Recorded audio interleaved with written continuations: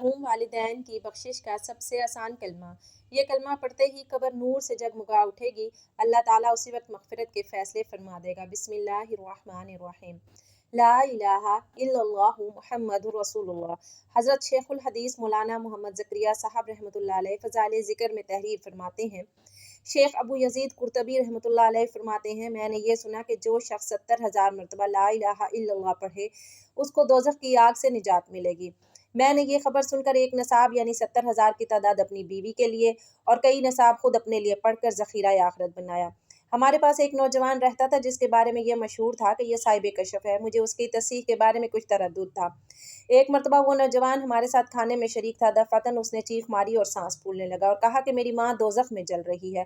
اس کی حالت مجھے نظر آئی۔ قرطبی فرماتے ہیں کہ میں اس کی گھبراہٹ دیکھ رہا تھا۔ مجھے خیال آیا کہ ایک نصاب اس کی ماں کو بخش دوں جس سے اس کی سچائی کا مجھے بھی تجربہ ہو جائے گا۔ چنانچہ میں نے ایک نصاب ان نصابوں میں سے جو اپنے لیے پڑھے تھے اس کی ماں کو بخش دیا۔ میں نے اپنے دل میں چپکے سے ہی بخشا تھا اور میرے اس پڑھنے کی خبر بھی اللہ کے سوا کسی کو نہ تھی۔ مگر وہ نوجوان فوراً کہنے لگا کہ چچا میری ماں دوزخ کے عذاب سے ہٹا دی گئی۔ قرطبی رحمۃ اللہ علیہ فرماتے ہیں کہ مجھے اس قصے سے 2 فائدے ہوئے۔ ایک تو اس برکت کا جو 70,000 کی مقدار پر میں نے سنی تھی اس کا تجربہ ہوا، اور دوسرے اس نوجوان کی سچائی کا یقین بھی ہو گیا۔